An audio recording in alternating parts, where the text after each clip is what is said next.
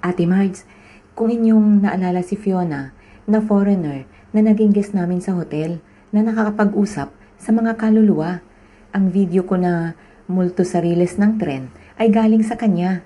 Bago siya umalis ay may kinuwento siya ulit sa akin tungkol sa isang kambal na ang kaluluwa ay sunod ng sunod sa kanya, hindi naman nagsasalita. Minsan nga ay iniiwasan na niya ang ganitong pagkakataon kasi pagod na din siya at minsan ay nauubos daw ang kanyang energy. Ang nasabi na lamang niya, pagbibigyan niya na lang ito, huling-huli na to. Para hindi tayo magkalituhan, ang kambal na parehong babae ay sina Gina at Lana.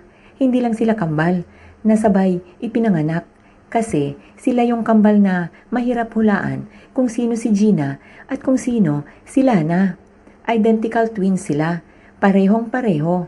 Sila na lang ang nakakaalam kung sino sila. Hanggang isang araw, habang nag-grocery si Fiona, ay may nakabuntot sa kanya. Nahula niya ay talagang sinusundan siya nito. Pasimple niyang hindi pinansin. Pagdating niya sa kanyang bahay, ay nakatayo ito sa pintuan niya. Nilapitan niya ito at tinanong kung ano daw ang gustong mangyari nito.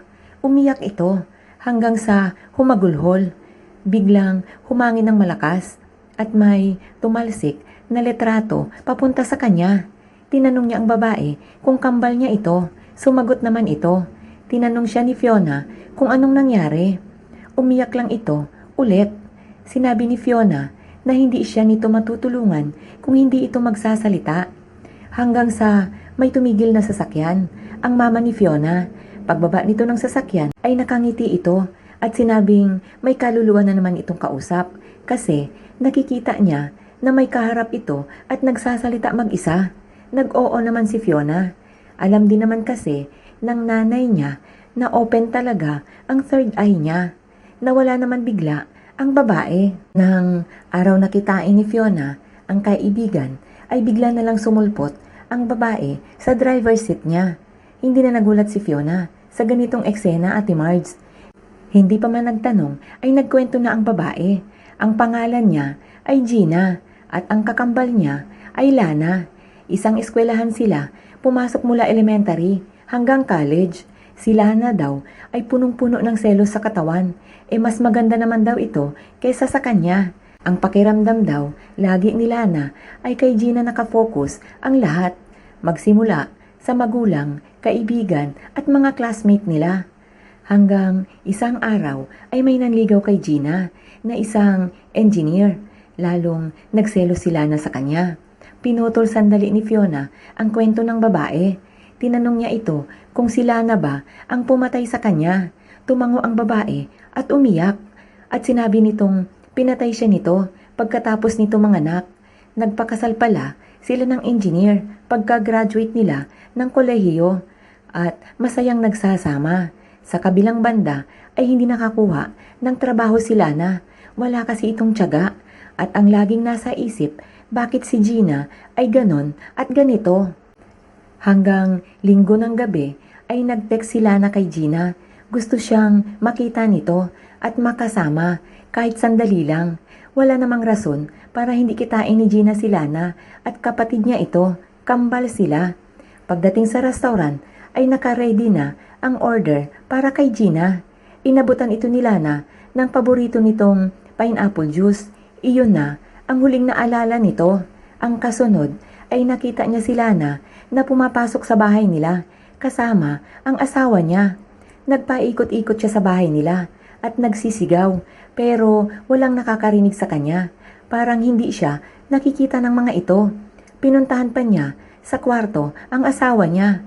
Pero parang hindi siya nito naririnig at nakikita.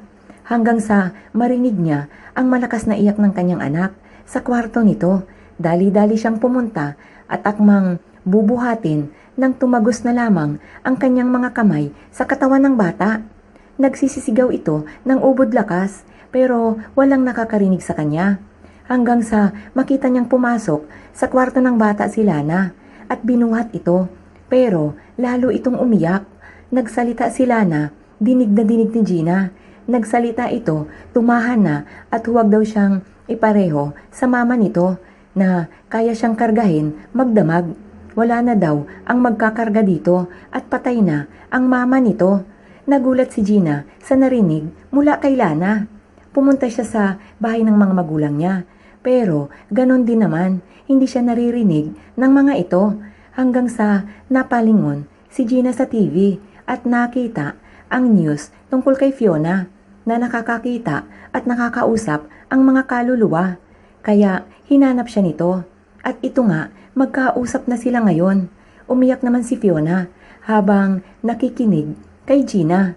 Kung ganon, hanggang ngayon walang nakakaalam na ang nasa bahay ni Gina ay si Lana. Nagsabi si Fiona na tulungan siya nito sa abot ng kanyang makakaya. Maaga pa ay pumunta si Fiona sa opisina ni Arnold, ang asawa ni Gina. Binati niya ito at sinabing kamusta na si Gina. Sumagot naman ito ng okay lang. Nagpakilala si Fiona na isang ahente ng bahay na nakausap na niya si Gina before. Sinabi ni Fiona na hindi na matawagan ang number nito. Sumagot naman ang asawa na nawala ang phone nito ilang buwan na ang nakaraan. Tinanong ni Fiona ang asawa kung pwede na pumunta sa bahay nila at may ilalatag siyang iba at baka magustuhan ni Gina. Sinabi naman ni Arnold na pumunta lang doon at andun si Gina nag-aalaga ng anak nila. Kinabukasan ay maaga pang nagdoorbell si Fiona sa pintuan nila Gina. Nagbukas ang babae at tinawag niya agad itong Lana. Nagmura ang babae. Sinabi nitong Gina ang pangalan niya. Si Lana ay matagal nang patay. Ngumiti si Fiona. Sinabi nito na nakausap niya si Gina at ikinuwento sa kanya ang lahat. Katunayan nga daw ay nasa tabi nito si Gina ngayon. Tumakbo papasok si Lana sa loob. Sumunod naman si Fiona. Sinabi nitong kakausapin niya ang mga magulang nito tungkol dito. Binato siya ni Fiona ng librong nadampot nito. Kinagabihan ay dumating si Arnold galing sa trabaho at nadatnan niyang nakatalongko si Gina na ang pagkakaalam niya ay si Gina talaga iyon. Nakatalongko ito sa isang tabi at matutulis ang mga tingin. Sinabi nitong minumulto siya ni Lana. Nagpapakita daw ito sa kanya. Maya-maya ay tumawag ang mga magulang ng kambal at nagsabing pupunta sila sa bahay ni na Arnold.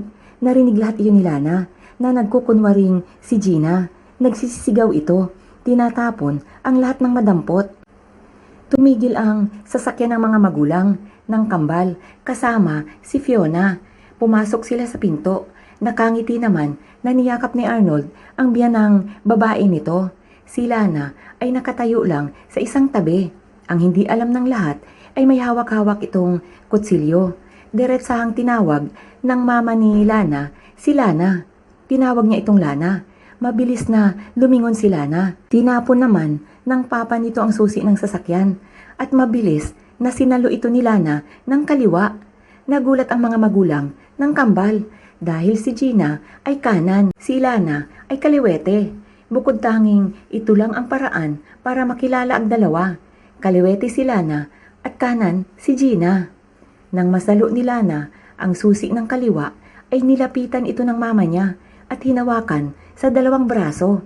Tinanong kung anong ginawa nito kay Gina. Halos matumba na ito sa lakas ng pagkaalog ng mama nito. Napadilat naman si Arnold, ang asawa ni Gina. Nagtataka sa buong pangyayari. Sa harap niya, nagsimula ng magkwento si Fiona na si Gina talaga ang namatay at hindi si Lana. At si Lana ang pumatay dito. May pampatulog ang pinainom ni Lana sa kanya kaya nagawa nito ang lahat-lahat. Napatitig si Arnold kay Lana. Kaya pala napakaraming bago dito. Napakaraming hindi alam sa loob ng pamamahay nila. Ang akala ni Arnold ay dahil bagong panganak ito. Baka may postpartum ito kaya inintindi niya na lang. Biglang itinaas ni Lana ang hawak nitong kutsilyo. Sasaksakin nito ang mama niya. Mabilis na tumayo si Arnold at naagaw niya ito. Sakto naman na dumating ang mga pulis. Tumawag pala ng pulis ang mga magulang ng kambal bago pa ito pumunta sa bahay nila.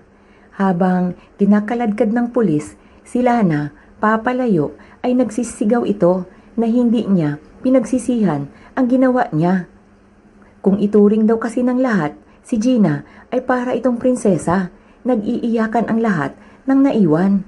Sinabi ni Gina kay Fiona na sabihin sa mga ito na mahal niya ang mga ito, lalong-lalo na ang mag-ama. Sinabi pa ni Gina na sabihin kay Arnold na 1+1. Umiyak si Arnold kasi iyon lagi ang joke ni Gina sa kanya. Sumagot si Arnold na 11 habang umiiyak. Masayang nagpaalam si Gina sa kanilang lahat sa pamamagitan ni Fiona at Marge.